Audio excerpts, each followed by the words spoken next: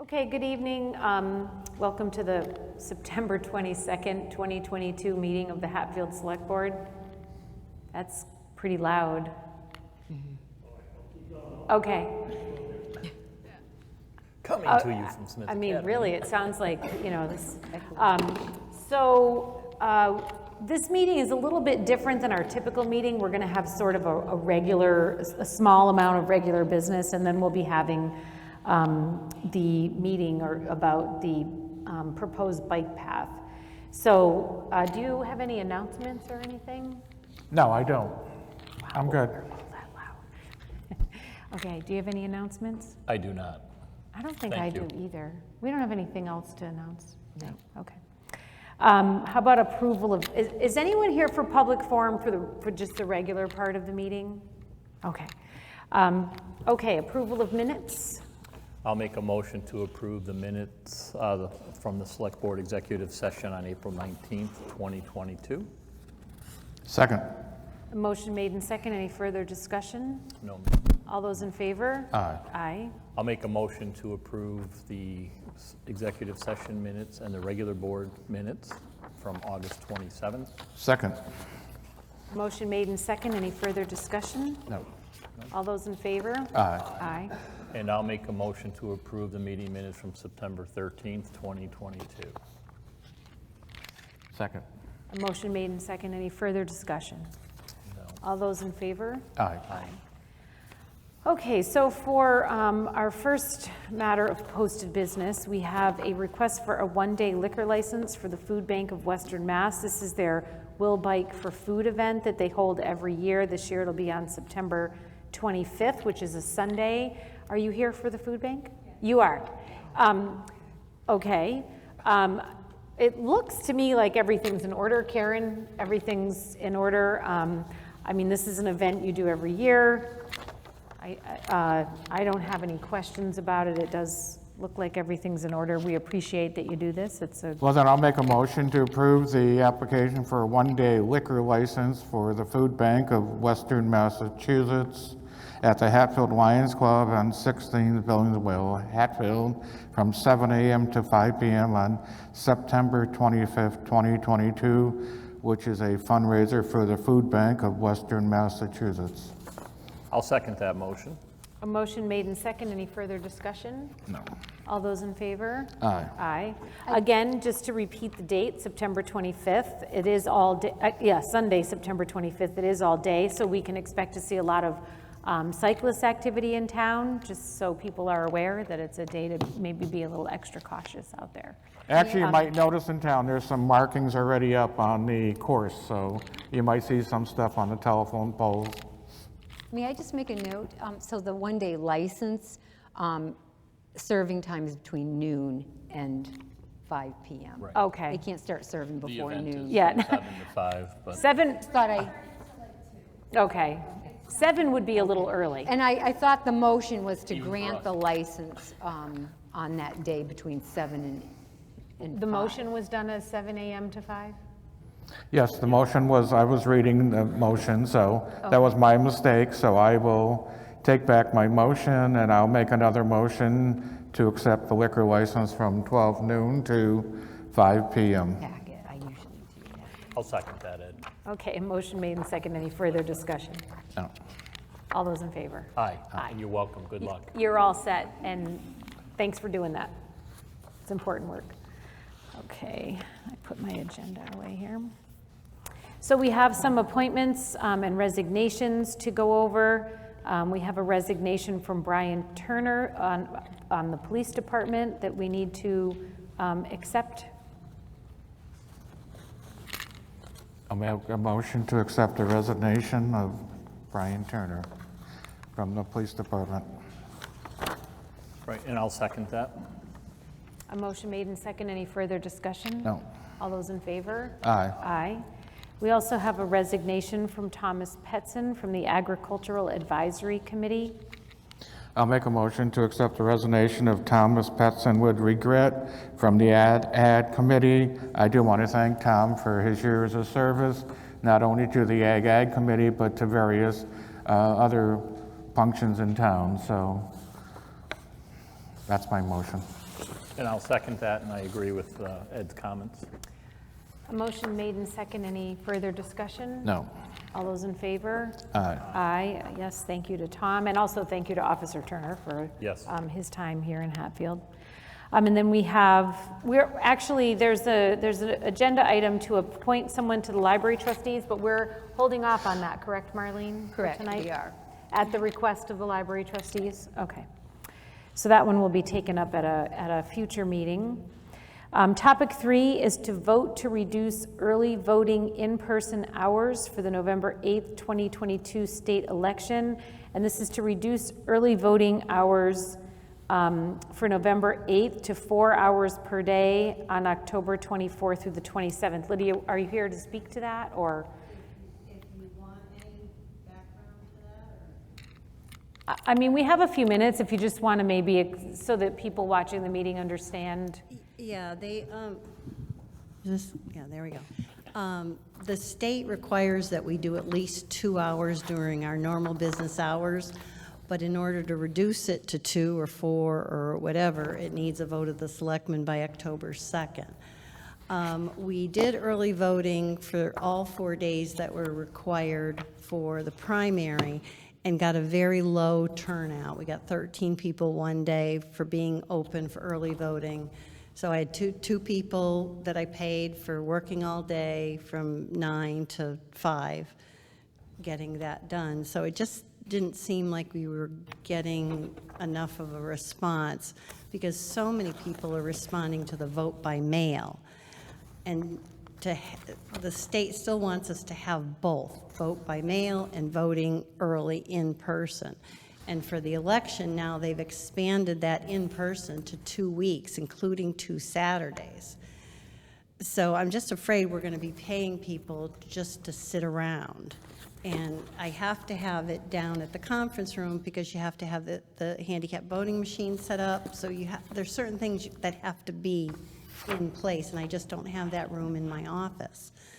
So we were going to try for this election to do half days the first week, thinking more people will show up the second week closer to election, which is kind of what happened in the primary. We had 13 one day, 13 the next day, and then it was like 19 people and then another 19 people. So closer to the election, more people show up. So, I'm just guessing. I don't really have anything to base this on because we don't have numbers of early voting in person with voting by mail. So this is like the test case. So I just thought we'd try at least to cut it in half to save a little bit of money the first week and then do full hours the second week. Still giving people plenty of options for early voting, mail-in voting, and then certainly in person. Certainly, and voting to day, election day. just to let people know and understand that voting in person is basically the same as voting by mail because you're doing the same ballot, you're doing the same envelope, you're putting it into a box that we have actually in the office or in where the voting is, just like you would vote at home and drop your ballot off at the drop box in town if you have you're a little nervous about putting it in the post office. So we have that drop box. So really, people come to early voting in person and they're going, oh, this is kind of like the same as voting at home. He said, yes, it is, but You're just doing it at the town hall. So just I'm one of those people that likes election day. I'm with you. Yes, you and my father. All right, so May I just make a comment? I'm sorry. So just for clarification, so those people watching, so we are not cutting down the number of days at all. No. We're it's taking still a my few normal days in the business early, hours, right. just less hours on my normal business hours. The regular, get your dog Yes. license, get your Yeah. marriage certificate, that's still 9 to 4:30. Well, I just wanted to make sure nobody thought we were suppressing Right, vote. yeah. And the other thing I would ask, and I'm already probably know the answer, Lydia, but as we get closer, you'll decide whether it's going to be like 8 to 12 or 1 to 5, the 4 hours that you You should have a copy of the schedule in your book that I'm going to post Well, based on what I thought we were going to vote on, but I don't have the hours unless I missed it, but I have the days of the week, but not which, oh, no, I don't. No, we didn't have, I don't have Do you that. want me to, like, Well, so I was going to ask Lydia to read so that people watching this could have the actual dates and with the hours. Can we get that posted on the website as well? Oh, yeah. The town's Yeah, website. Yeah, I just didn't want to post I it. knew we had it, I just, So we voted on it. So the first week, early voting starts Saturday, October 22nd, and those hours would be 9 to 1 at the town hall. Monday, October 24th, 9 to 1, Tuesday, October 25th, 9 to 1, Thursday, October 27th, 9 to 1, and then the start of the second week is Saturday, October 29th. So the voting, early voting hours would be 9 to 4:30 on Saturday, October 29th, and 9 to 4:30 on Monday, October 31st, and Tuesday, November 1st, 9 to 4:30, and Thursday, November 3rd, 9 to 4:30. Okay. Thank And that'll all be put up on the website? Will we put that out on social media? On the Yeah, I can town's give it to social Karen media? to put on Facebook, and I'm probably going to throw it up around town a few places, Yeah. like in the post offices and the Okay. center market or something, so. Well, I think it's a good way to proceed this year. It's all still sort of new and we'll, you know, Right, yeah, and I couldn't just change it without a vote of the selectmen to authorize it for, Okay. you know, the lesser than the full hours of Right. when I'm open.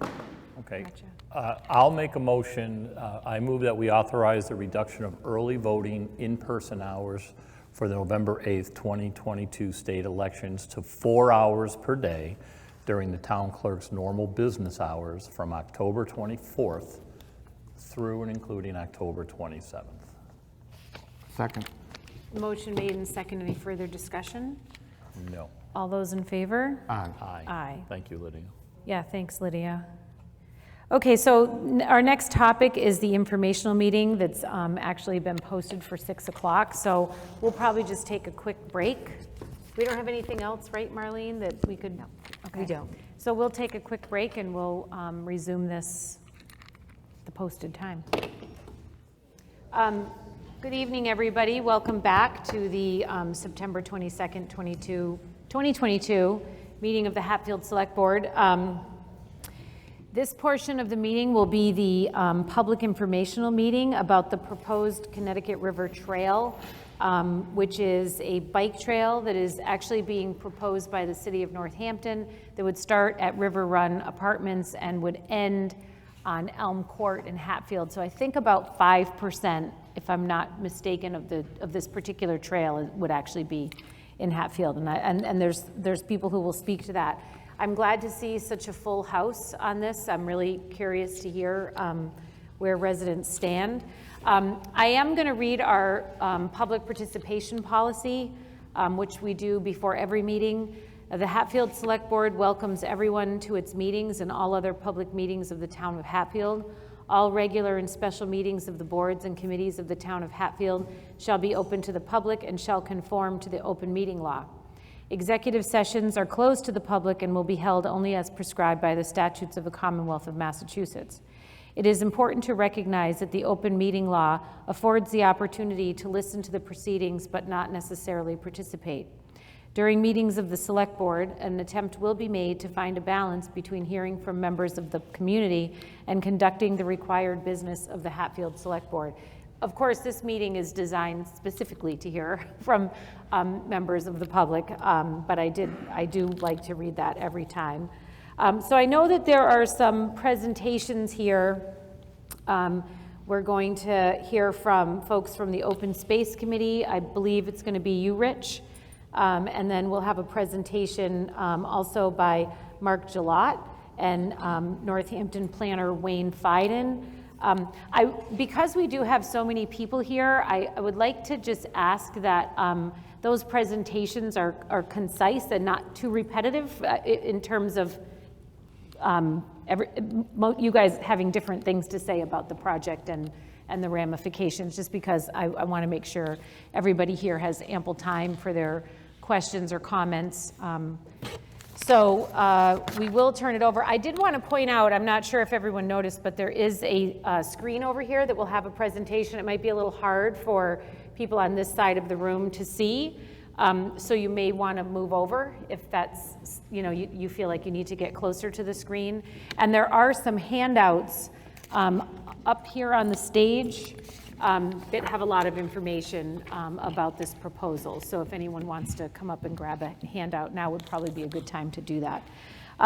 So at this point, I will turn it over to Rich for his presentation on this. Yes, thank you all for coming. I'm just going to make a couple of introductions and hand it over to Mark to present,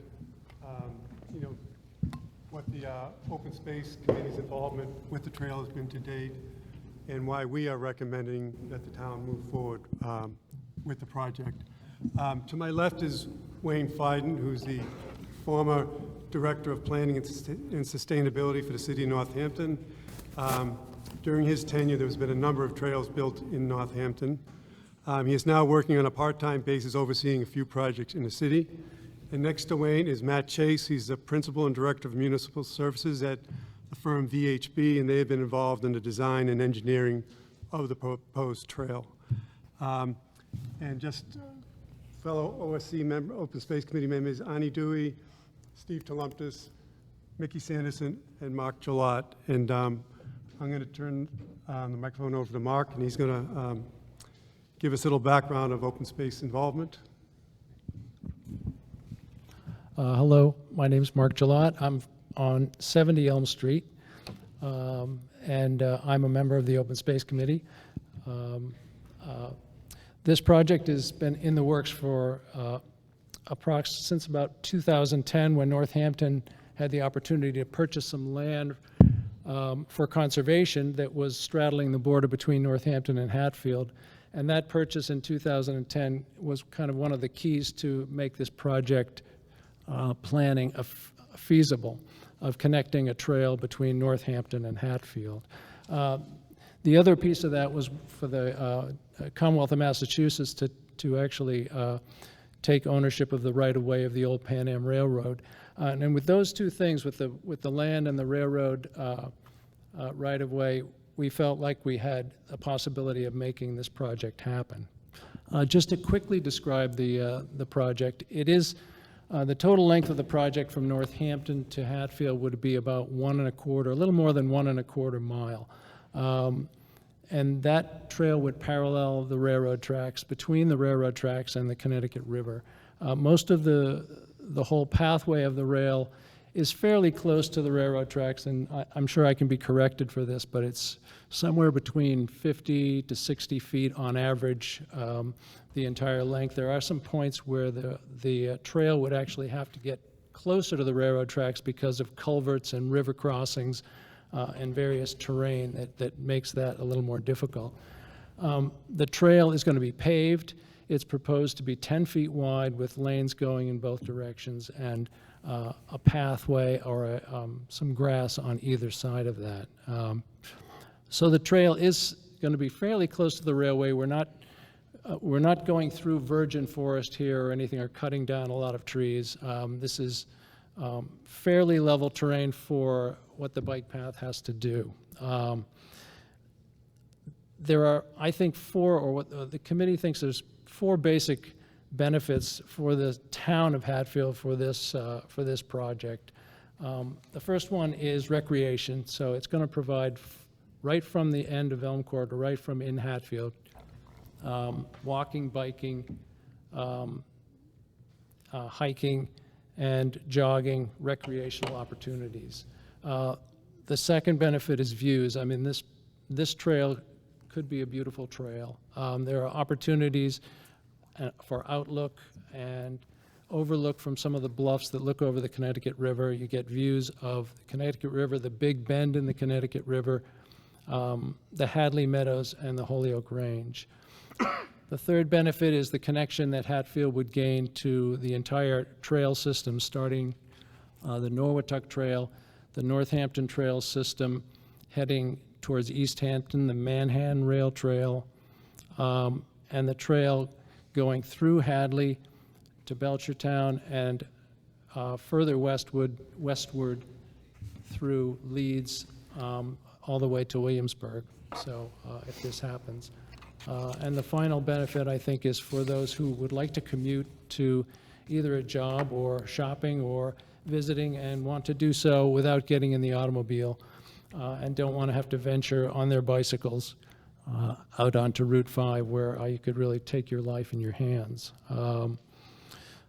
The opportunity for this project is, this is really the time for Hatfield to join Northampton in committing to this project, because there are opportunities for grants that are coming down the line, and Hatfield could really take advantage of those in terms of design of this project and in terms of the ultimate construction of this project if it's approved. Right now, the design of this project is at a 10% stage, and it needs to come up to a point where it's at 100%, meaning it could go out to bid and be constructed. And that funding could be available to Hatfield through legislation that has been passed. The Hatfield Open Space Committee also reached out to the residents of Elm Court. We realized that obviously the most impact of this project is going to be on the residents of Elm Court, as they are on the street where this would come out. We visited every house on Elm Court and knocked on doors and talked with all the residents there and asked their input, what their concerns were about the project, and whether or not they could come to this forum. I did hear a lot from people. I heard from everybody about traffic. I heard from everybody about parking. So I think those are the number one concerns that I heard from them. There were concerns about trash. There were concerns about maintenance. Who's going to take care of this? Is there going to be overflow parking? Will Hatfield monitor that sort of thing? So I heard those concerns from the residents, and I hope we can do a good job of answering some of those questions, or at least letting you know that we want to try to take care of these as much as we possibly can. I also heard issues about wildlife, whether we're going to be affecting wildlife or whether this trail is safe because of its proximity to the rail line. I think others can answer that question. Finally, for the Open Space Committee, we did an open space plan which has to be renewed every 7 years, and we did send out a survey. One question on the survey was about the rail trail, and we asked a question as to whether people would use it if it was built. So out of the 150 responses that I think we received 100 in favor of that, and close to 75, or 100 in favor and close to 45 that were against. So I just wanted to bring that up, that's anecdotal evidence of from people and how they responded to the survey. So I'm going to hand it over now to Wayne Fiden, who is the planner and consultant for the City of Northampton on this project. Thank you. Great. Thank you very much. I'm going to stand here so I can show slides. I have just 9 slides, so I'm going to go through this fairly quickly because we want most of the time to hear from you all. But, as Mark mentioned, it's a gorgeous walk. If you haven't been there, you should go down and walk it. Northampton owns 50% interest in the land that straddles the Northampton Hatfield town line. So we have a small conservation area there, and then we own a greenway on the south side by River Run Apartments. The greenway was developed thinking this might happen someday, so the parking lot down there off Damon Road is large enough to serve the needs for this project. Going forward. So, sorry, So again, I want to repeat the things that Mark said. Part of the idea of this is how do you connect to the overall network? I've been involved with Bike Paths Northampton for about 22 years, and in that time period, we developed about 11 miles of bike paths in Northampton, worked with Williamsburg for the bike path to go into Williamsburg, and worked with East Hampton for the bike path to go south there. And I have to say, over that time period, I saw sort of people being worried about bike paths in the beginning, and then after the paths were developed, pretty much a universal support for them, that most people really like them, and you can go, and if you haven't been to them, walk on the paths in Northampton, you get a sense of what they are. I live about 80 feet from one of the bike paths in Northampton. I'm only a mile from downtown, so more urban, but I live 80 feet, and my neighbors love it because I can walk downtown, and we don't see any of the negative things that obviously concerns people about the project. So this is just sort of a conceptual of, in the not too distant future, there's going to be a bike path from Boston to Northampton, and Northampton to New Haven, a little spur going up to Williamsburg. So the idea is, can there be a spur to come up to Hatfield that serves Hatfield, that gives you all the same opportunities that the rest of us have out here? I'm not going to go through the whole history. Mark talked about some of this. It really, for us, began 14 years ago. Then Representative Kokot got a grant for the city, a special legislation for a grant for feasibility to look at the Connecticut River Greenway. That resulted in what you now see off Damon Road, the city's Connecticut Greenway, the design, the permitting, and at the time we did a quick and dirty feasibility study, basically a contour map from Damon Road up to Elm Court. And so that began the process that Mark talked about. It resulted in 3 or 4 land acquisitions that we did to begin building the conservation area along the river. Just generally separate from this project, Northampton's interested in protecting as much land along the river as possible. So that was our primary goal. But along with that, we're obviously interested in the paths. So, long history going back 14 years. But of course, there have been years where nothing happened. We're looking at funding during it. Northampton was, as I said, did 11 miles of bike paths, so we had to prioritize where there's funding. The reality was the right-of-way was easier on the next, where the railroad lines used to be, so this project didn't move forward as fast as some of those projects did. So, as Mark said, VHB, it conducted a feasibility study, which we completed in the spring. If people have technical questions, Matt Chase from VHB will answer those afterwards. So we completed the feasibility study, said, yes, it's possible, came up with a rough budget for what that was. We applied to MassDOT to say, is this an actual project? Now, the way the MassDOT world works is when MassDOT gives it what's called a project, PRC, Project Review Committee, approval, it doesn't guarantee funding whatsoever. It says, yes, this is a viable project. It's eligible for state and federal funding. So again, that stage, which we did last spring, doesn't guarantee anything, but it means MassDOT can spend staff time supporting it, and it means it's eligible for funding for construction. Our assumption in this process is that 100% of design funds, 100% of construction funds would come from state and federal sources. So that's where that project began. And then the city began with a support letter from the Board of Selectmen. The city applied for the Mass Trails grant last April, which we received in late June or early July. So then we hired VHB again to take us up to 10% design, to figure out exactly where would this go, what would the budget be. Some of you are going to ask, we always have this challenge of we need to be far enough in design to answer some of your questions. So the idea of this process is let's run this through and figure out the questions. Hatfield is not, that Selectmen letter basically let's apply for the grant.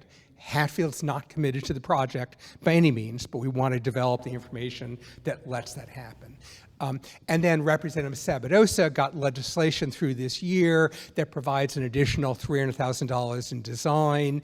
That would cover all the costs for design in Hatfield and some of the costs for design in Northampton. So Northampton would have additional design costs, but Hatfield would not. So that part is covered in the process.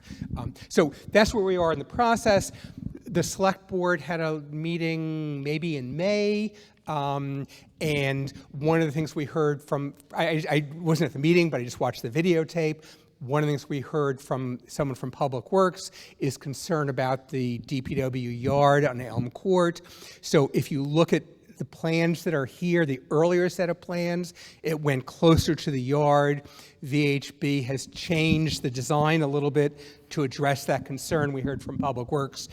This is in the copy that some of you got. It may be hard to read, but basically we move the alignment of the trail so it's next to the DPW yard, but doesn't go through the yard, so it's not conflicting with that piece. So it actually leaves Elm Court on this odd piece of land. I've never understood the history, that the town of Hatfield owns, but it's within the city of Northampton.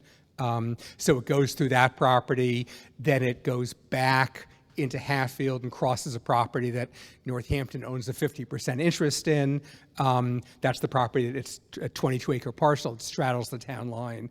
And then it goes onto the property that MassDOT already owns that they purchased from the railroad. So the right-of-way is, of all the bike paths I've been involved with, the right-of-way is easiest for this one. Obviously, Hatfield's right-of-way only happens if Hatfield wants it. One small property that's 50% private, and then the rest is public land, either MassDOT or the city. So in that meeting in, I think it was April or May, there were a few comments that came up. They probably reflect the comments that Mark heard when he talked specifically to Elm Court residents. So I just want to run through those quickly. And there may be lots of other comments as well that I don't know about. But the first was parking. And to some extent, it's going to be a Hatfield decision, what you do.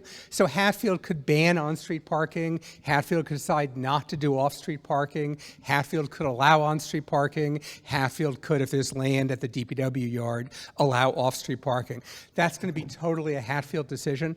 We meet MassDOT's requirements in the parking lot that we already have in Northampton's Connecticut River Greenway. So just for comparison, we're doing a project that's about 1.1 miles from Route 10, where the existing bike path is in Northampton, up to Route 66. We're doing a 6-car parking lot on one end of the path and no parking lot on the other. So MassDOT wants some parking, but we have 70 or 80 parking spaces in Northampton. So that question is going to be up to you all, and you will need to make a decision about that for a year, something like that, maybe sooner. Depends how fast. But in any case, that's a Hatfield decision for parking. And there's arguments both ways, and I don't think we really care. It's really a decision you have to make. The second is traffic. And I will say, we see a lot of traffic in places where we direct the traffic. So the state bike path where it crosses Damon Road has a large parking lot, and that gets a significant amount of traffic. I live 80 or 100 feet from a bike path. I'm a mile from downtown at Village Hill, the former state hospital, and I see no cars parking there. The path is heavily used, but it's people who live in my neighborhood who bicycle on it. We have paths that dead end on South Main Street in Williamsburg, Sandy Hill Road, Woods Road, and Birch Pit Road in Northampton. These are sort of more rural or suburban areas that are more akin to Elm Court, and those all have very low traffic. Again, Damon Road has high traffic, so it depends where you are. But one of Northampton's commitment when we did the 11 miles of trails was we didn't want to build a lot of parking lots, because what we wanted was people to be able to bike from their homes. If you're getting off the interstate, you're going to go to Damon Road to either the city's parking lot or the state parking lot. If you're in a neighborhood, we hope you either drive to one of those big lots or can bicycle to it. And so far that's been successful in terms of the traffic counts. We have lots of places along the existing bike paths where there's absolutely no parking, and we haven't had spillover. Likewise, in terms of the traffic issue, we haven't really had problems with congestion. It is really how we direct people. So related to this, I don't have a sign that's signage. That's also going to be a Hatfield decision, right? So do you want to put, a big sign, and I'm sorry, I haven't mastered the new exit numbers, but, the Hatfield exit, whatever that number is these days, do you want to put a big sign that says bike path? You're welcome to do that, and then you'll get more traffic. Or do you not want to do that, and that's going to be up to you. We'd certainly want, a small blue sign by the bike path so somebody who knows it's there knows how to get there. But otherwise, that's a town decision in the process. And then crime, just before I came here, I reached out to Jody Kaspers, Northampton's police chief, to ask her, was I representing this correctly? And she said yes. And she said, so it's not that there's not crime along the bike path, but the bike path crime reflects the neighborhood. So if you're in Northampton by Union Station, you will see a lot of people drinking, and you will see substance abuse, and there are fights. But all that stuff exists downtown already. If you go to Leeds or Florence or where I live in Village Hill, we don't have any of those things. So it reflects where you are in the process. As I say, I'm only a mile from downtown, and even though I'm that close, it's not like the urban problems we have downtown are spreading out in those areas. So I would expect crime in Hatfield to be like we have in Leeds and Williamsburg and Florence and Village Hill, which is to say non-existent, not downtown where it's real, people are there. And we've heard the same thing. I've been in this area for 33 years, so I'm not from here originally, but I was here during the debate on was the state going to build a bike path through Hadley, and there was lots of Hadley opposition at the time because they were worried about crime. And then when the trail got rebuilt, whenever that was, 8 years ago, 10 years ago, there seemed like there was almost universal support in Hadley. So I think that sort of, there's that fear of crime because it is real in urban areas, but we haven't seen that come out and do it. And then maintenance. So, Hatfield would be responsible for the maintenance of land that's within the town of Hatfield, not maintenance on land that's in the town of Northampton. So Mark was adding it up at 750 feet. I haven't checked recently, but it's a tiny piece, whether it's the 5%.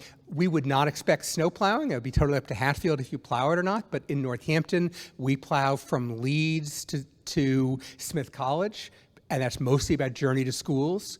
We don't plow in the other trails. So we plow roughly half of our trails, and we're the exception. Most towns don't plow. So we wouldn't expect plowing. That's important not only because of plowing, but we all know that plowing, shortens the life of an asphalt surface. These are not like roads because they get relatively low, they get very little traffic, right? We designed the road so it's heavy enough for an ambulance to go down, but we're not expecting traffic. So the original 2.9-mile trail that was built in Northampton in 1985 is not in great shape. It needs work, but that was done in 1985.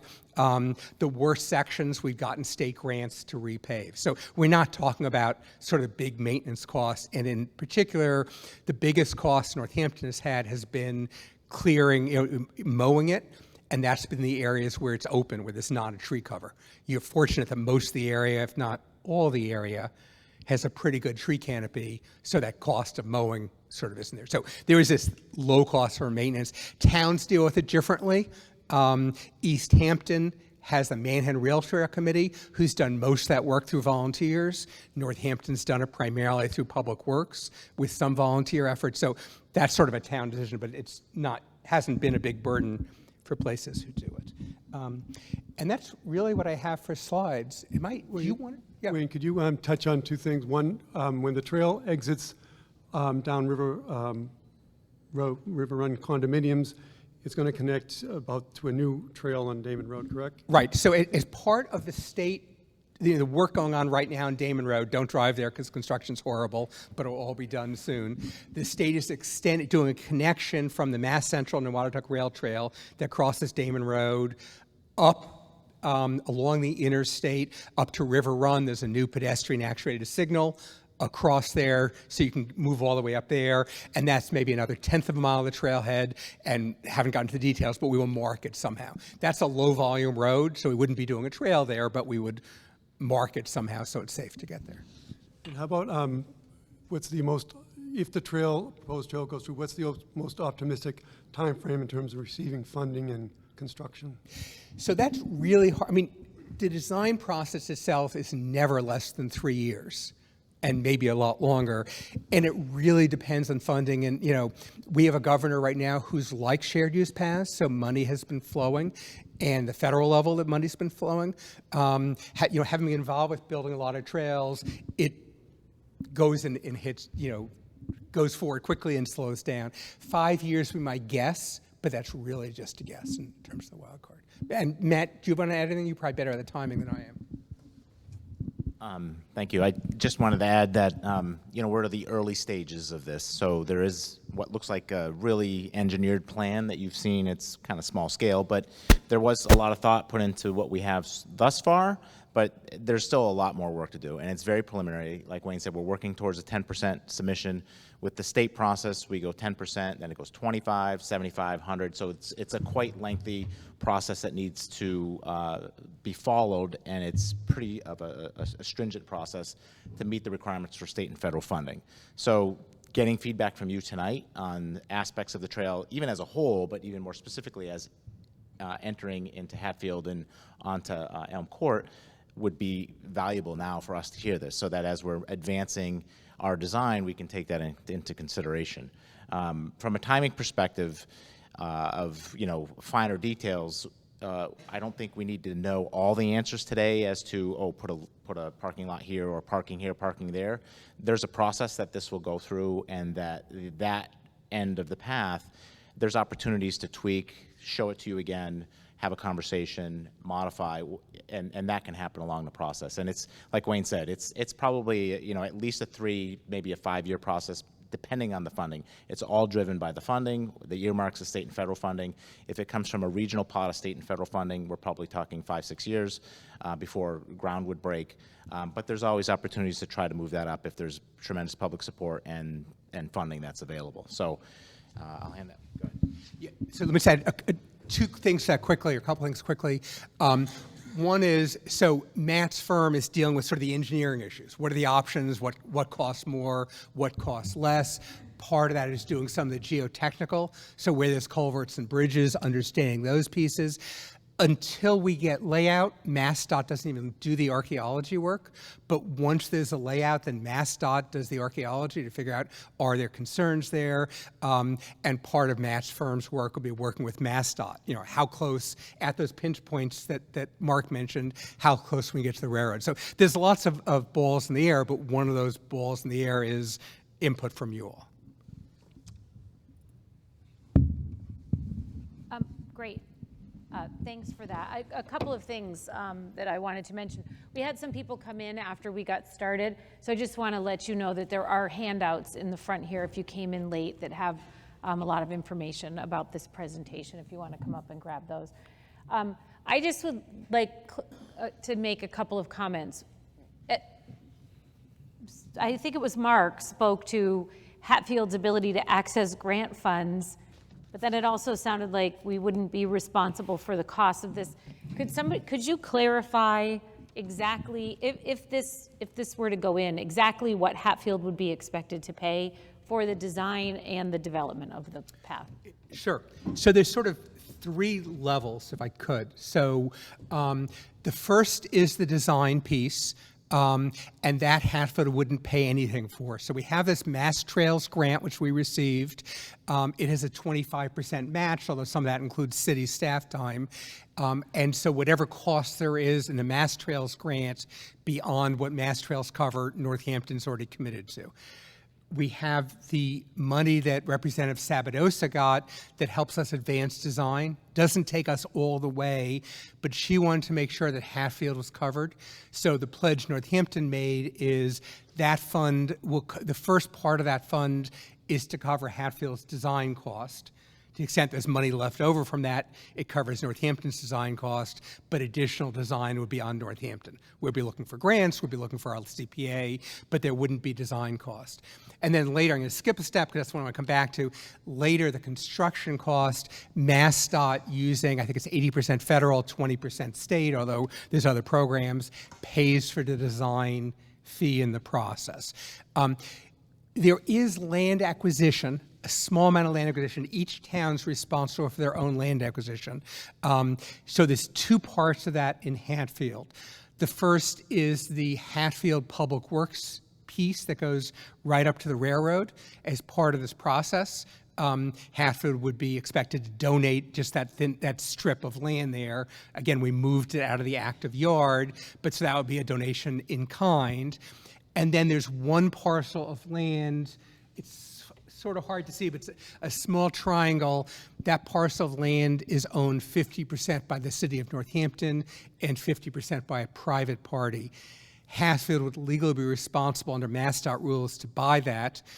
we believe there's grants and donations to cover that, so we don't think it would have to come out of Hatfield's budget, but Hatfield would have to appropriate the funds, right? So money would come to Hatfield as a grant or donation, and then Hatfield appropriate. So that's legally Hatfield's responsibility. And that my last, you addressed some of the concerns that were raised at the sort of brief meeting we had about this earlier this year, and one of them was crime. I guess for me personally, before we were to make any decisions, I would like to see some information from Northampton about crime in the River Run apartments. So I would like that information. We can definitely do that and get that lined up. Great. So I think at this point, I'm sure that people have questions or comments about the presentation or the path itself. We'll try to make sure we get to everybody. I promise you that. Anyone who wants to come up, if you come up to the mic, if you could just state your name and your address, that would be great. So, Mr. Patrick, I saw your hand first. Not a professional speaker, but I'm opposed to the bike path. Just for the minute, could you say your name and address? Thomas Patrick, 9 Elm Court, lived there 50 years. The Connecticut River Bicycle Trail is one of the richest wildlife conservations that we have in Hatfield. It's a treasure to the Hatfield residents. It has 15 wild turkeys living there, 1 moose, rabbits, foxes, every wild animal, bears, probably 50 deer in that area. If you put a bike path there, those animals will scatter. They'll be gone. You destroy our wildlife. We teach our kids at Smith Academy how to make fishing lures and tie flies. We go out to the pond and we have a fishing derby for young kids and teach them about wildlife. And now we destroy it with a bike path made out of tar. And I forgot about the bald eagles and the hawks and the wild birds that are out there. Why are we entertaining this idea? We should be ashamed of ourselves as taxpayers. And as taxpayers, let me talk about who's going to pay for the upkeep. We talk about volunteers. I see the volunteers in the Florence bike path. They have cracks this wide every 20 feet. Nobody's tarred them. You come off the bike path, the crosswalk hasn't been painted in 15 years on Maple Street. That's the most dangerous part of the bike path, where cars are going 50 miles an hour, 40 miles an hour, trying to get into Florence quickly. It's shameful to see these kind of things. I walked the bike path for a half a mile. They had dogs there. Nobody's picking up after them. There's McDonald wrappers. It's supposed to be picked up by the volunteers. I was ashamed of the bike path in that area. I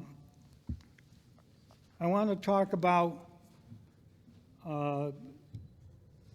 some of the dangers and the safety of the bike path. Down there with the wildlife people, we have hunters. They hunt pheasants that we have from the Fish and Game Department in Hatfield. A nice group of men that restock the pheasants. 250 pheasants are fed by the local farmers to put out there for the wildlife. They go right into that area that we're going to be building that bike path. And those animals won't be there if you have the bike path. Now, if you have all these animals that are wildlife, we have hunting seasons. The lead poisoning from the guns will kill the animals. Will a bullet ricochet off a bicycle on a kid? Will it ricochet off mom's bike? We have to think these things out when you put in it doesn't fit Hatfield. Why is it so quiet in here?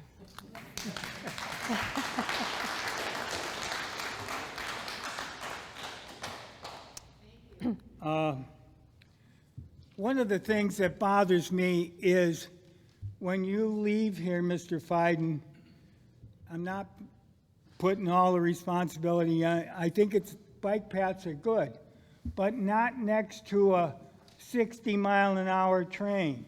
I saw something in the brochure that said it's 15 feet from the center of the track. How wide is that train? Do you have an answer? Do you know how big the train is? Anybody? Separation to the center line or to the edge? Is it 20 feet? Is it 15 feet? On what? How? What I'm saying is that train comes very close to that fence at 15 feet from the center of the track. Does anybody get what I'm trying to say? Excuse me, excuse me. What? Not you, Mr. Oh, I'm Patrick. sorry. So I think that's dangerous for any kids in the area. Did you have an answer? I don't have the exact answer as to the width of the train, but the measurements, we've learned recently from Mass DOT, the edge of the path would need to be 18 feet from the center of the tracks, and there would need to be a fence that would be a barrier at that point, and would have to let the wildlife to pass under the fence, but it would keep an offset for maintenance and for the shy distance from the train. I don't think the train hangs over the tracks, 15 feet. But does it take 10 feet? Well, no, I think it's along the edge line of where Don't you think the that will ballast scare people that are on bicycles going 60 miles an hour? I think that's why the state requires a certain offset from the center tracks and a vertical barrier of a fence of some sort to have that. And See, it's not. Yep, go ahead. Go ahead. The difference here is we've got a live, fast train, a speeding train. All the other bike paths, we took the tracks away and we just tarred it over, and that was nice. But ours is a lot different. It's a lot more dangerous and unsafe. Understood. And the state has certain requirements for tracks that have this high-speed nature, and there's design requirements that need to be met, and this project would meet those. And because the state is the controlling entity of the tracks and the right-of-way adjacent to it, they have to review and approve and make sure that it's safe for both the for the train and for the users of the trail. So there's a process, there's a standard, and that will be followed and coordinated with Mass DOT to make sure that it is safe for everybody. Mr. Patrick, I do want to ask you to sort of wrap up your comments, Okay. because I'm quite sure there's other people There's that other would like to people that speak. want to talk. One of the things that bothers me a little bit is when you invite people from another city or town into you don't have the facilities to come into your town. There's no bathrooms. Are they all going to use the town hall? No. Where are the bicycle racks that are going to be, are we going to pay for those? These are, and there was one thing I noticed that as I came up King Street today, we have a 5-foot bicycle path coming up all the way to the health food place, and it's got the big 5-foot bicycle. So we're going to build a bicycle path on top of another bicycle path? Anybody notice those bicycles? Why are we spending? Take that $8 million and build a school? Mr. Patrick. Okay, Yeah, all right, let me I'm keep going going. to ask Mr. Patrick. yeah. I'm going to ask you to just take a seat. Okay. I just want to make sure that I can- everybody here has a chance. So I'm sorry, I did see your hand up over there. Did you want to approach the mic?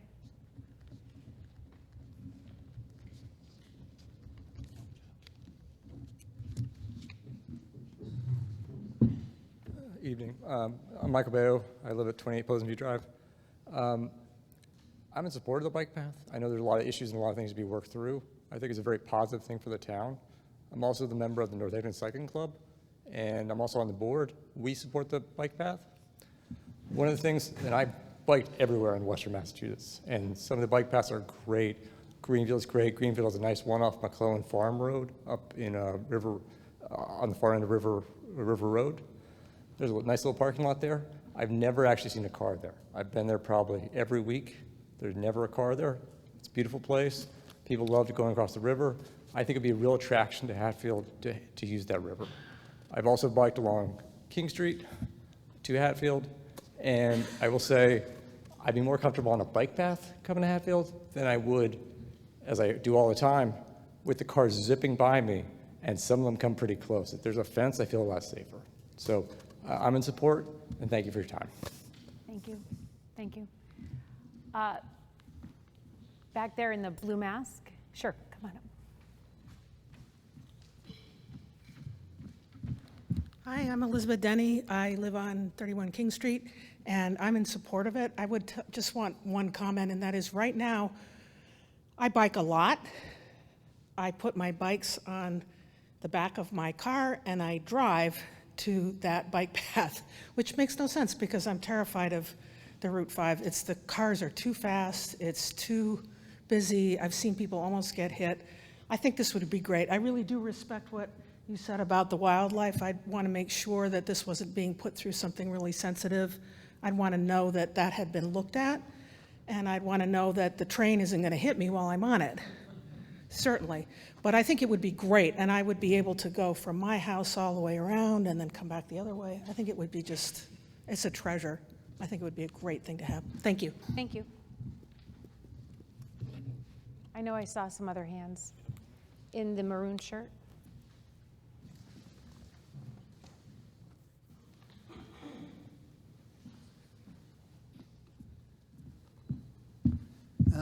My name's Steve Sargent. I live at 89 Cronin Hill Road in Hatfield.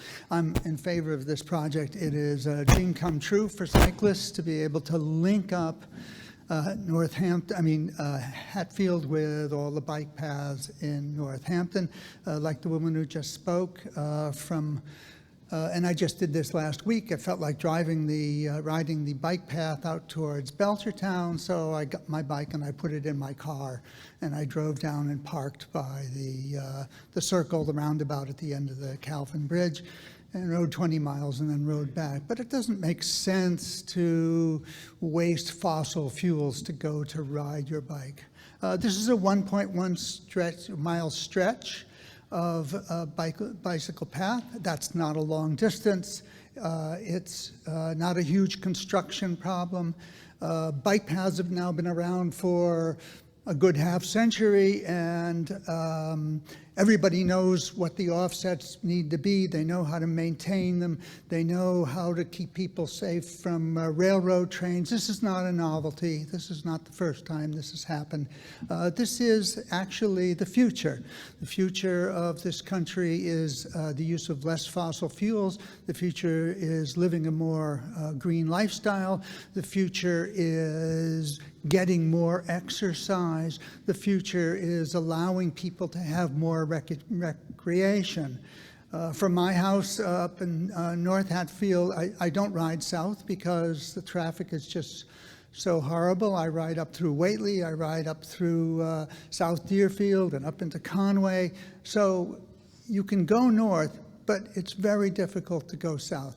This is a link that will help us become part of the community instead of isolating ourselves and hiding behind all sorts of fearful fantasies. This place will link us to the wider world, and it'll be a wonderful thing. It'll attract people to the community who may want to buy houses here because it's part of the system. So I support this program. Green shirt back there.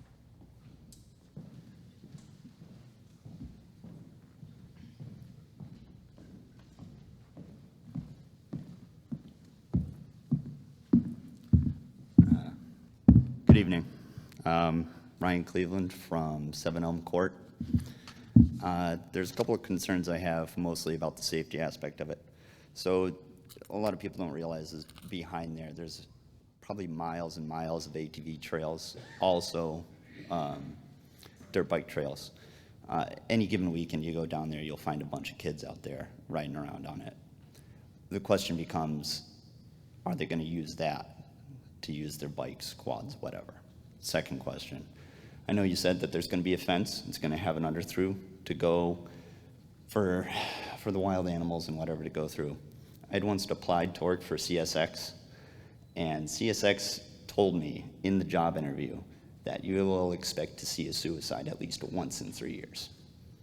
So my concern is that you're offering a really good opportunity for somebody who's desperate. And I just want to know, I'm sure there's safeguards for that. I would just like you to put that into consideration when designing this. So thank you for your time. Thank you. Sure. I'll get to you next. Sure, come on. My name is Donna McGee. I live on Elm Street in Hatfield. I'm a biker, and I've been bicycling for 40 years since I've lived here. I think I'm the only one who biked here today. My bike was the only one in the bike rack. Anybody else? I support the project, but I have some questions and concerns. It's a 1.1 mile stretch. How much of that is actually in Hatfield? I think it's a 1.3 mile stretch, and approximately 750 feet of it is in Hatfield, which is between 1/10 and 2/10 of a mile. So it's like 10%, sort of, about? 10%. Is in Hatfield, and the rest is all in Northampton. So Yes. the costs, it doesn't sound like it's going to cost Hatfield that much. So financially, it's not an issue. It doesn't seem like that much of an issue. The maintenance issue would be for 750 feet of trail. Okay. For the record, I bike a lot in Hadley, and I commute from Hatfield to Hadley, and I have for years, and I ride on 5 all the time, on 5 and 10. I don't have a problem with it. I know everybody else does, but I'm used to it, and my bike just goes on automatic. In Hadley, they don't really maintain the bike trail after November 1st. So we wouldn't have to do that, especially our little 10%. Just saying, it wouldn't have to be an issue. My other concern is that pinch point that requires RWT reconfiguration. It's right at the narrowest point of the trail. It's kind of between the river and the tracks, and I just don't see how that can be redesigned around. I'm thinking we'll be putting all this effort into design, and then it might not happen after all because of that pinch point. And thirdly, you've got all these maps and plans, but they're really hard to see, and I think it would have been nice if we could have had something that we can actually tell what's going on.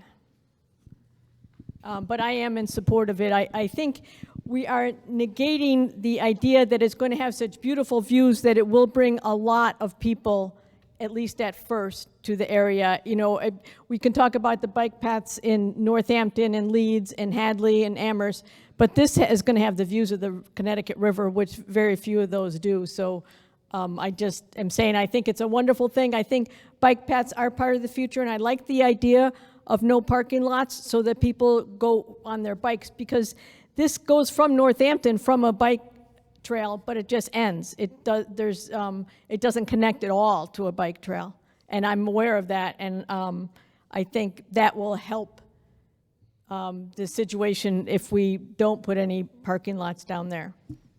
Thank you. Thank you. You were next in the teal shirt.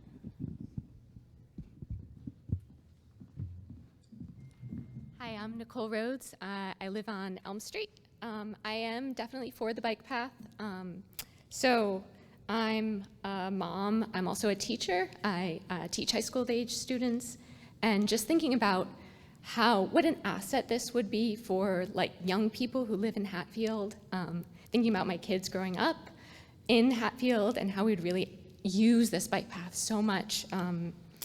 And yeah, just thinking about like I teach teens, so I think a lot about mental health and like well-being and kids accessing the outdoors. I'm a science teacher, so I bring kids in the outdoors. I love animals and wildlife, and I think I actually have done some work with like road stream crossings, and I know that bike paths actually have a really low incidence of wildlife intersection. I'm sure you could look up the statistics on that. But I think it overall would be an asset. Of course, I would want to look into like details about, wildlife passage and stuff like that. But from everything I've read in the past, it really is a very low incidence. So I think it would be a wonderful asset. I'm definitely for it. I think our family would use it so much, and I would love for my kids to be able to have that access in our town. So thank you. Thank you. Sure. Sure.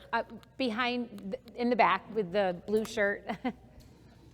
Yeah, and then Kathy, I'll have you come up next.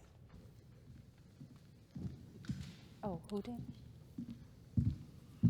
Hi, my name is Carol Walker. I've been a homeowner on King Street for more than 40 years. This is a dream come true for me, and I know it is for other people that I know who are bicyclists.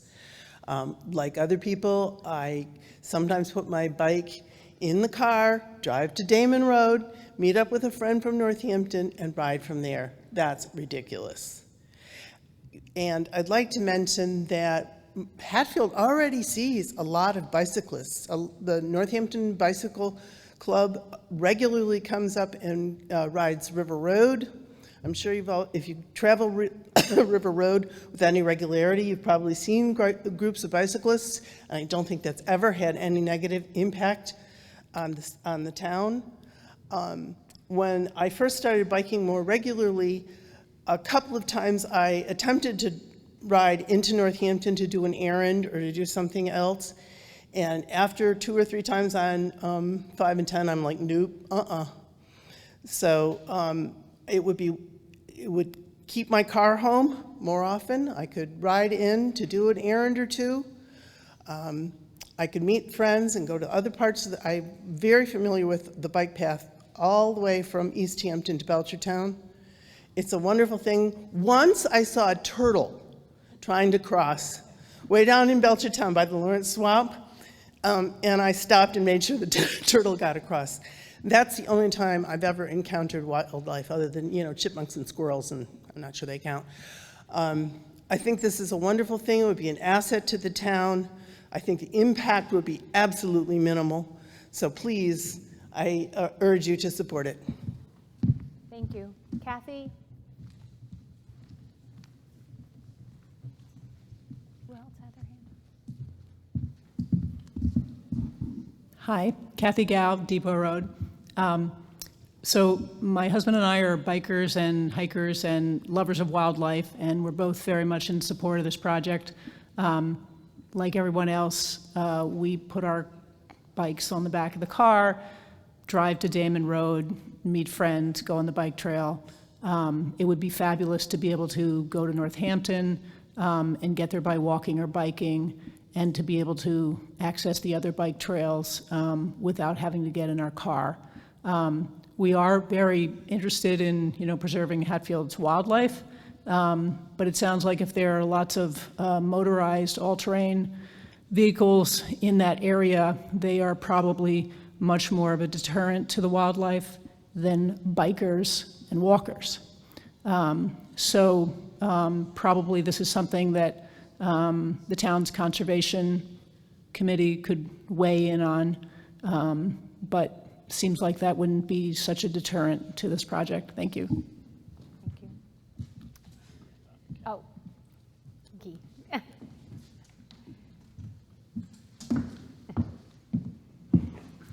My name's Catherine Chiavaroli. I live on Main Street in Hatfield. I am not in support of the bike path. It seems as though many of the points that have been made, being the vistas of the river, can all be achieved by walking on the dike. People mountain bike on the dike all the time. People walk their dogs on the dike. During COVID, there was quite an influx of people from out of town on the dike. In fact, they don't respect our leash laws. They defecate all over the dike. They may grab a baggie, but then they leave the baggie on the dike. So I'm concerned that people will be coming to our town. We're a historic bedroom community. Quite honestly, I don't really want more people coming to town from Northampton. I used to live in Northampton, and the bike path might be great during the day in a community, but in the evening, I personally witnessed many homeless incidents. There's people living on the bike path, drug deals on the bike path. There's also altercations on the bike path. And I really don't want to give access to that particular community to come into ours. Hatfield's great because it's not on any path. We are set aside, we are quaint, and I think that this will be a detriment to our community.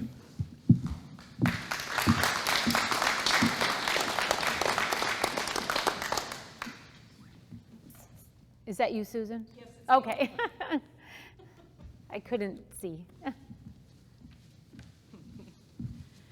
Hi, I'm Susan McGlew. I'm at 140 Chestnut Street, and I think I bring a unique perspective here tonight. I am also a biker, hiker, outdoors person. I've spent a lot of time commuting to Sunderland on my bicycle to work. But uniquely, I live about 50 feet from the railroad track, and the I-91 project took farmland from us by eminent domain back in the 50s. So here I'm seeing a project that costs Hatfield next to nothing, connects us with Northampton in a way that can provide recreation and a connection to a bicycling community, which by and large, you may see some trash along the dike, you may see trash along the bike path, but you'll just as likely see a bicyclist come along and pick it up. So I think in general, these communities of bicyclists bring a very positive note to the process. And I also have witnessed many kinds of wildlife along the railroad track. And so the fact that we're paving a little piece along the railroad track, I don't see as a deterrent to wildlife migration. We typically have moose, bear, all the animals that were named by Mr. Patrick in our front yard, even though it has a train coming through at 60 miles an hour. So just want to say I'm highly in favor of the project. I totally understand the reservations that people have, but I think since it can be a 5-year project, can we just say yes to it to proceed and see where it goes from there? I think down the path there might be other opportunities to say no later, but can we please explore it for the connection of our town in a very positive sense to communities around us? When my husband moved into Hatfield from New Jersey, he said, gosh, you really don't go to Hatfield unless you live here or you're lost. And it's kind of true because everything goes past Hatfield, nothing really comes through it. And I see this really as kind of an on-ramp to the bike path. I honestly can't see someone walking a mile out of their way to go into Hatfield and do something nefarious. And I think that Mr. Fiden did mention that really the neighborhood dictates what happens. And we have fabulous neighborhoods in Hatfield, and I really feel like that will rule the day. So thank you. Thanks, Sue.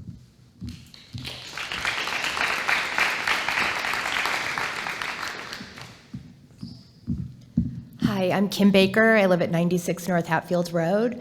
I'm not in favor of this because I think that we have a little slice of heaven here, and we all live here, we all take care of our community.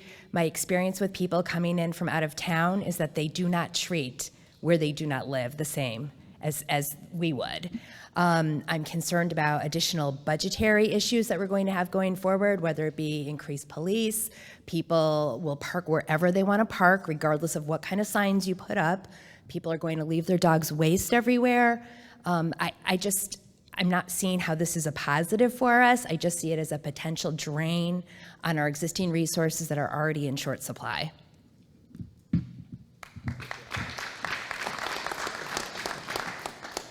Anyone? Sure. Ted. I'm Ted Cabot, and I live on 15 Main Street in Hatfield. We're landowners in the Hatfield Meadows, farming for 2 generations, maybe 3. And my concern is the old saying, you give an inch, they take a mile. So we give this little bit to Northampton to cooperate. My family's buried in the cemetery on Elm Court. And if you don't provide parking, in lieu of all these people that ride bikes, I love you all, I boat, but nobody's sending me money for my fuel or my dockage. So to that point, my concern is, where is this going to take us? Because the next thing I see is a push to go all the way to Whately and Sunderland and loop up in Sunderland and cross the bridge. I can smell it coming. And that concerns me deeply, because when that happens, we've got huge farm operations all the way up the valley. You like local food, you like cheap prices, you want to grow it here. It has things that you people don't always like. Big equipment that spans the whole road. I drive some of it. And I get into these places and I have to lock up because I got bikers on one side, cars on the other side, and I got a piece of equipment that's 35 feet wide. And they don't get out of my way. I've got to stop. So I just asked the question, going forward, I'd like to see the crime incidences in the other towns of the bike path. I think that's very important, because I just spent 7 hours in the Cooley Dickinson Emergency Ward last week. And I can tell you something. When you look at the people that come in there in 7 hours, you start wondering what's going on with this world.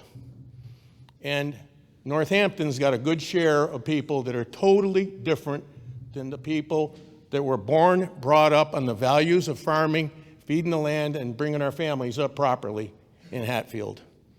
And that is near and dear to me, and I want it preserved. Thank you.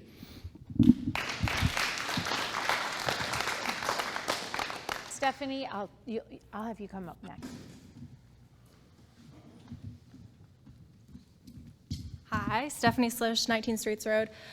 First of all, I'd like to thank all the work that the Open Space Committee and really Northampton has done to propose this. I think it's, like some others have said, a no-brainer when it comes to the fact that it's 750 feet, I don't know. I'm in support of the bike path, but unlike some of the other people who are here supporting the bike path, I'm not an avid biker. You know, I take my bike out a few times a year. I would like to be more of a biker.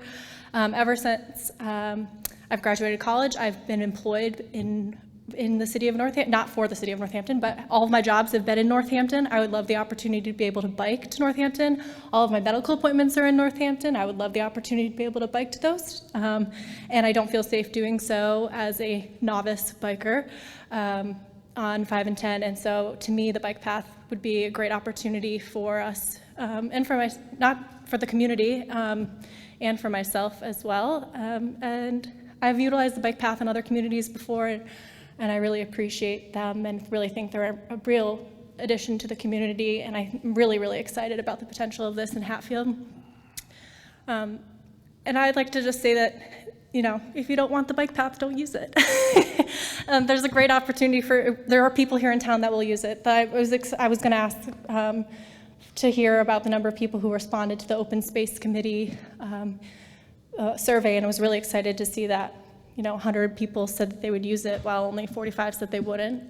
That's data. So it would be a shame to say no to this great opportunity right now. And I think, yeah, we should say yes and see how it goes. Another thing I want to add too is, because it will take 3 to 5 years for this to come into fruition, we are also kicking off the process of looking at our master plan, redoing our master plan in town and our comprehensive plan. And I think, you know, maybe some of the concerns that have come up with some of the concerns of the bike path are things, and bikers in town in general, because there are a lot of bikers that use our flat, beautiful vistas for biking. I think there's an opportunity there to include that in our master plan when we look at that in the next few years too. So I just wanted to say I think this is all good timing, and I'm excited and hopeful that we'll see this project through. Thank you.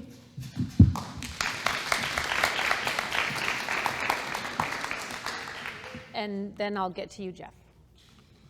Oh, no, I did mean you. Right, yeah.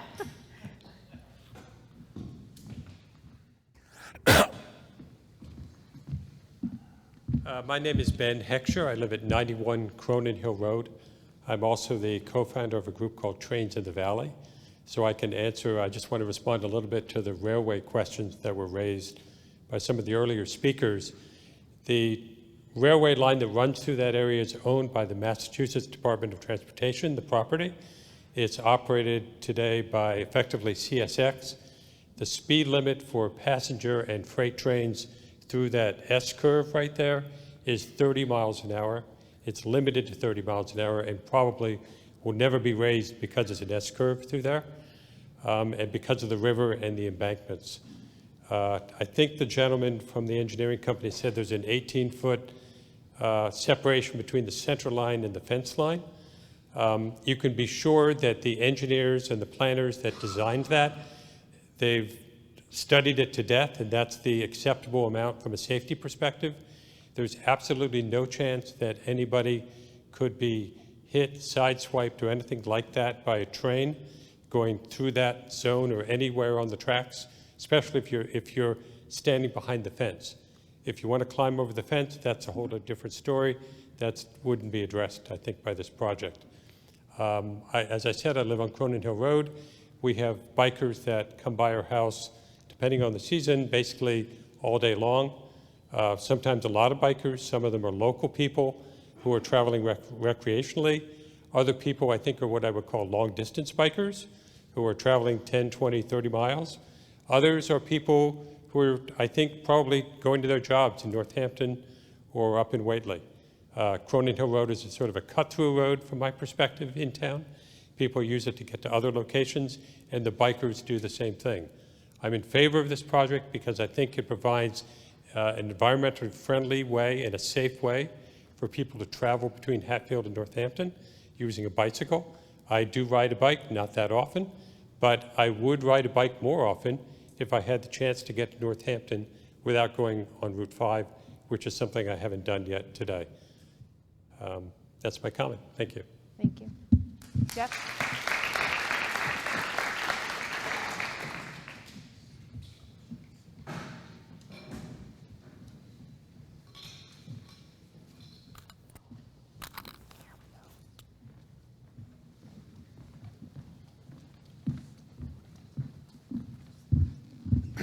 Jeff Zagrodnik, 30 Main Street. My first question, you four gentlemen are basically under contract. You generate your income from doing this. Bike paths. We're just on the open space committee. The man at the end is really the only one who's in the business of bike paths. He's the evil contractor. Okay. I'm not a contractor, I'm an engineer. You're the engineer, all right. Roadways, bike paths, you name it. And Mr. Fiden, you're an engineer, right? I'm a city planner. A city planner. Did you have anything to do with the King Street reorganization? I was involved early stages up to. You're fired. I think I've listened to a lot of this stuff. I am not in favor of it. I don't think we need it. The biggest concern that everybody seems to start putting out here is, I'm a biker and I'm in fear of going out onto Route 5 to connect to the path. Okay, well, we have another handy bike lane out on Route 5 up to the River Valley Market. I think as planners, engineers, and contractors, you have to stop the project right now. We have a major concern now. If you're worried about getting out on a Route 5 here in Hatfield, all right, to access Northampton to get to the bike trail, what are we going to do when we get to the scary intersection on Damon Road? Where the trail's going to end up? Are we going to build a bridge over it so we don't have to cross the traffic of Damon Road?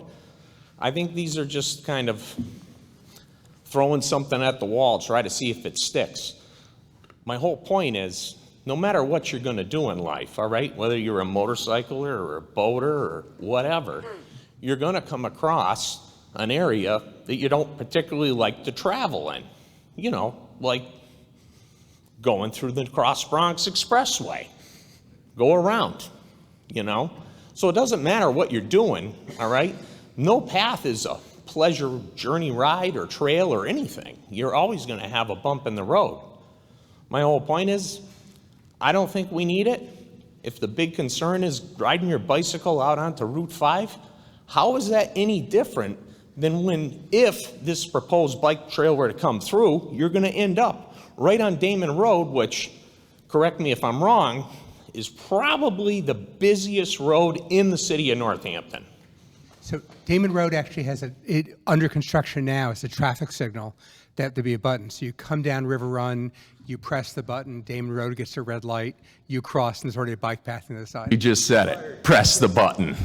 How often do you see people do that? On both King Street and Damon Road all the time. Have you ever counted jaywalkers downtown Northampton?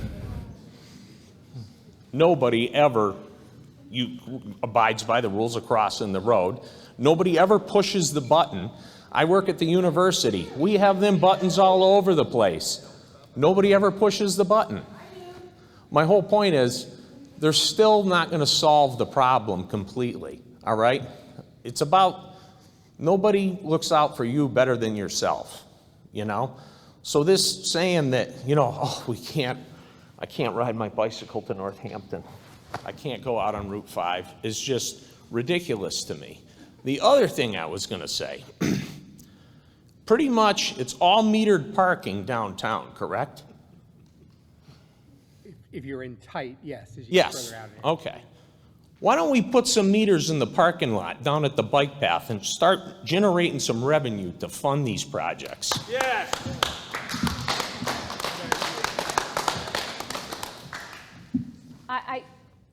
George? Oh, maybe I missed somebody. I will make sure everybody has their time.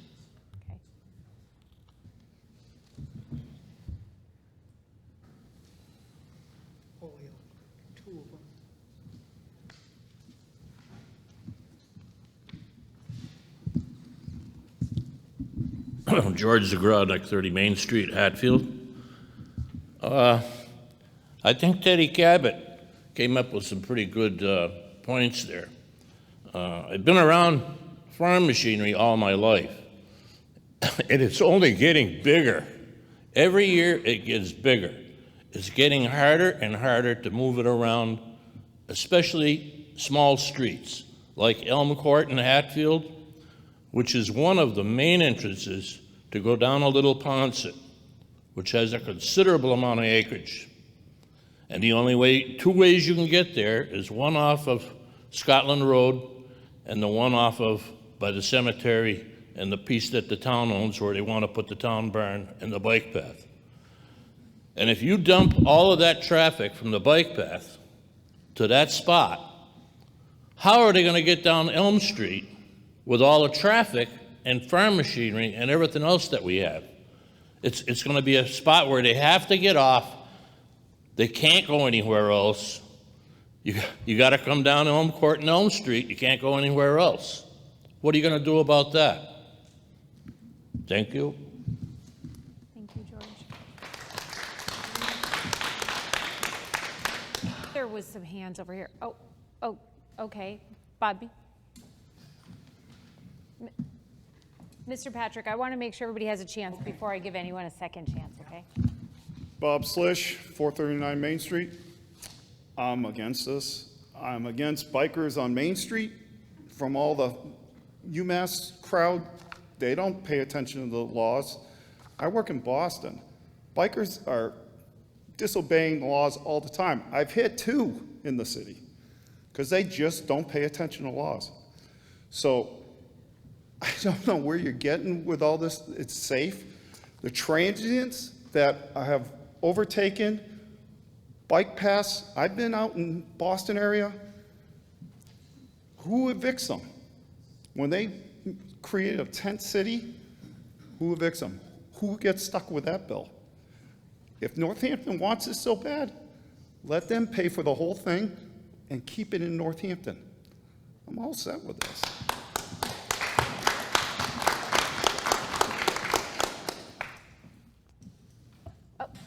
Sure.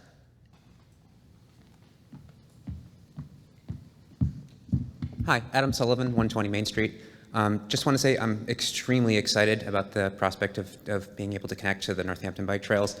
selfishly, yes, I'm a bicyclist, and it would be a great way for me to get down into the Northampton area when my kids get a little older, hop on their bikes, ride our bikes from our house on Main Street all the way to Harold's to get some ice cream. Sounds like a great night out. I just think it's also a win-win for the town. It sounds like, at least up front, not a lot of expenses, and it's not much actual area in town that we'll have to be maintaining long-term. It would be something that people moving to town would see as an asset.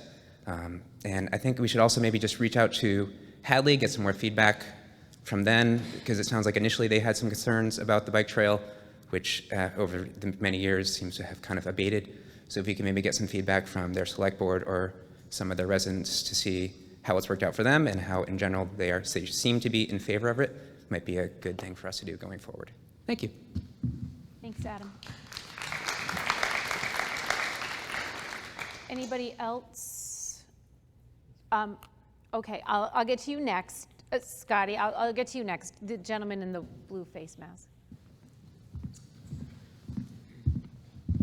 Hi there, I'm John Weinert. I live at 30 Elm Street. Thank you for taking the time to listen to us all tonight. I am very much in favor of this project, and I don't want to take a lot of time echoing the things that I've heard from other folks tonight, but I do want to say that my wife and I chose this town to raise our small family so far for a lot of the reasons that I think unite us in our love for this place. You know, the beautiful open spaces, the proximity to nature, and yes, the quaintness, right? The out-of-the-wayness of it. And ever since we've moved here and started our family, we've been thinking, it's great, but it is really isolating, and we wish that we had the ability to get places and do things without spending money on gas. I think I'm not the only one who has said things that I wouldn't want to repeat in front of my 3-year-old as I've looked at gas prices over these past couple of months.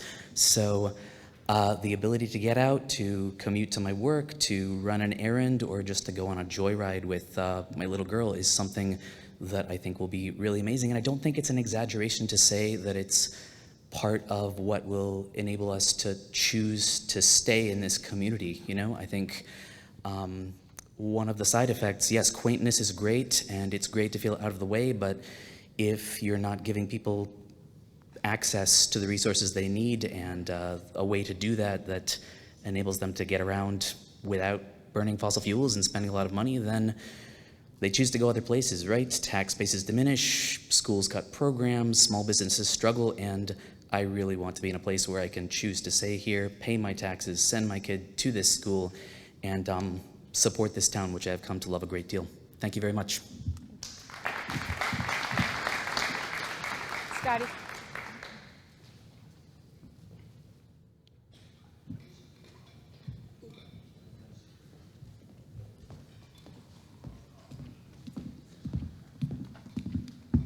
Scott Myers, 167 Pantry Road, and I've been here 56 years in town. It's a nice small town, and every time we have a little project like this that comes up, it's always something in the back of my mind. Northampton, we want the bike path to go here. Everybody wants to bike out of town safely. I understand all that. But is there a master plan to go to north from this, through town somehow? You know, is there an underlying extension of this? Because Elm Court doesn't seem like a real good ending spot. There's no parking. It's a very quiet residential neighborhood. There's, you know, it's not a good fit for Hatfield. I'm dead against it. And have engineers and the bicyclists, have you walked the path where they want to put this? There's 2 slough banks that went into the river. Hundreds and hundreds of tons of sand. There's been nothing to abate that. It's going to happen again. So as engineers, I would hope you guys would address it. It's a bad place for it. I'm dead against it. And I'm sorry about the bikers. Bring your bikes to Hamp, I guess.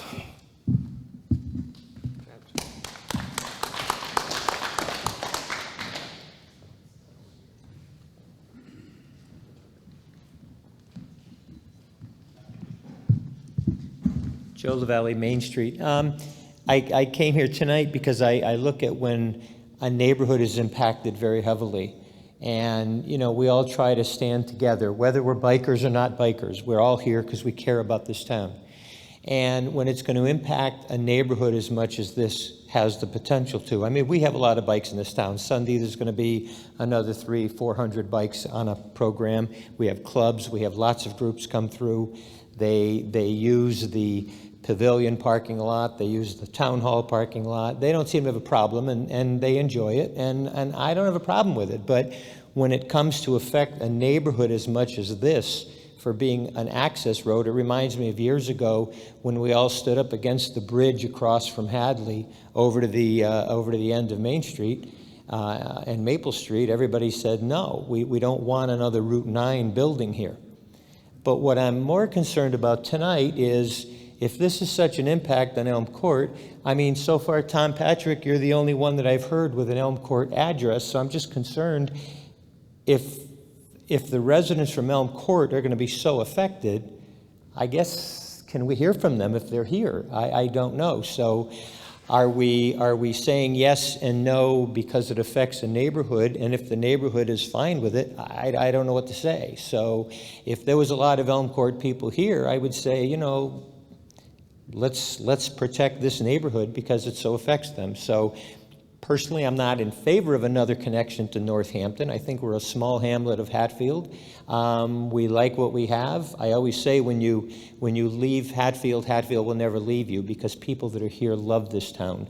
They appreciate it. And opening our doors and our gateways so quickly and very quickly is concerning to a lot of us that have been here for so many years. So if there are people here from Elm Court, it would sure be nice to hear from them. I don't know. And if they don't want it, I think we should all stand together and help that neighborhood get their wishes and protect it or open it. So I don't have an immediate side at this point in coming here tonight. When I first came tonight, I had a strong opinion, but I'm concerned about the neighborhood, that neighborhood, and what they feel. I'm not sure about your count when you had said you went to each of those houses. I don't know. I'd be interested what that neighborhood, what each of those homes felt about it. So, and I know a lot of people are concerned about who's going to come up. Are we going to wind up with tents and people living in the woods and by the river and throwing trash? I mean, we all have that concern. You do wherever you live, in everybody's neighborhood. They don't want to have that. We don't have the police force to police that. So they're just concerns, that's all. Thank you. Joe, we did hear from at least one other, we did hear tonight from at least one other resident of Elm Court. I can't remember who it was, but yeah, back there. And we had a meeting earlier this summer where it was full of people from Elm Court on that evening. And this is not the last discussion on this either. So, you know, I'm not sure who's here from Elm Court and who could make it or not make it. One more second, Mr. Patrick. Mr. Patrick is itching to get back up to the microphone, but I just want to make sure that there isn't someone else here who hasn't had a chance to speak to this. Okay, I'm going to have Paul. Paul jumped up first, but then I will give you a chance as well. Hi, Paul Dostal, Main Street, Hatfield. I liken this argument tonight to the thing that happened in 2016. The town of Hatfield voted to approve and legalize marijuana, and all the citizens were in favor of it. And a couple years later, we had no zoning. We implemented zoning laws. And the first grower that wanted to come, there was tremendous pushback on marijuana. Since then, we now have 2 marijuana growers and a marijuana manufacturer in town. And to my knowledge, my last conversation with the police chief, there has been no increase in crime. There's been no increase in robberies. There was no pushback from the school department, the Board of Health, the school department, Board of Health, Board of Selectmen, any of the departments, police department.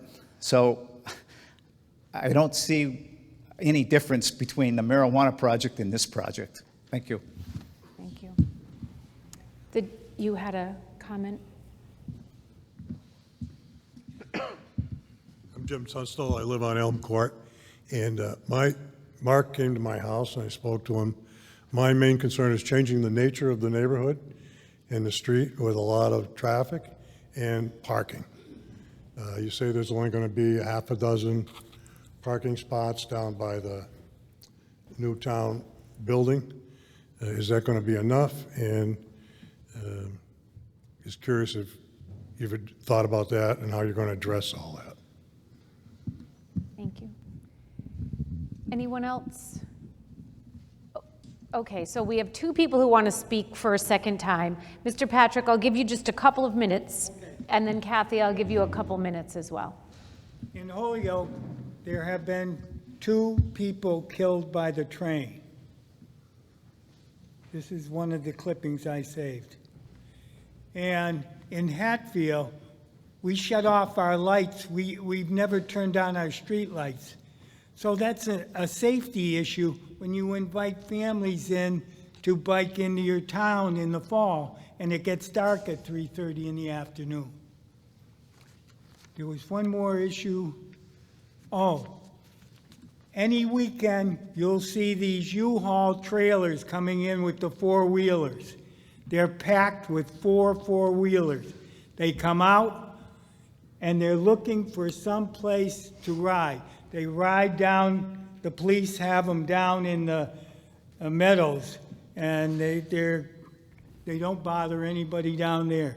But they used to drive up and down racing on Elm Court. Now, if you can picture that, that's what was happening on Elm Court. There was one other thing I had on my mind.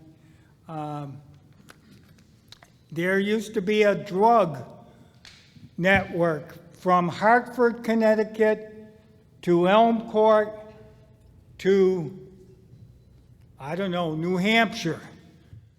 The drop-off place was Elm Court. That has been knocked out, but I don't want it coming back to Elm Court. One other thing before I sit down. On Elm Street this year, I have seen pictures of 2 cars that have rolled over on their roofs,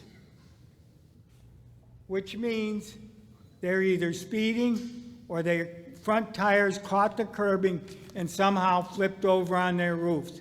To me, that says Elm Street alone is very narrow if a tractor trailer is coming down the road or something like that.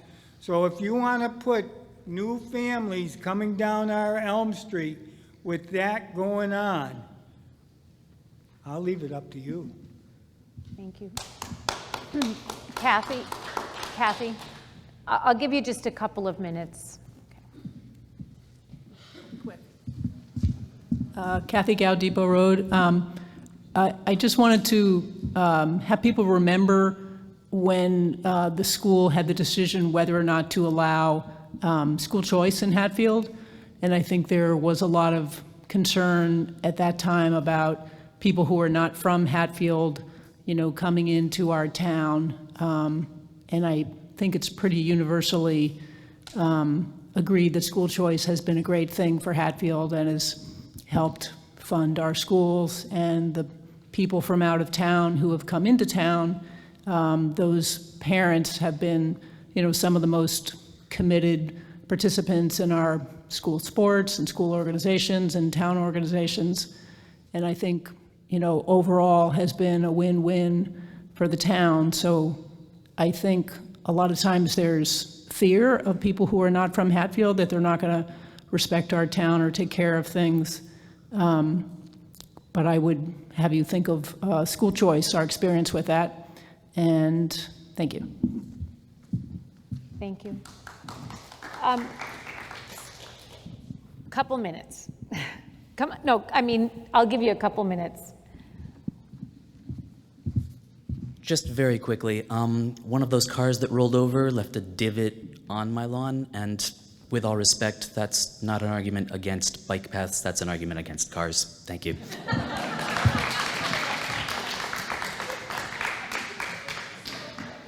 Does anyone along here have anything they just want to add, sort of in conclusion to this?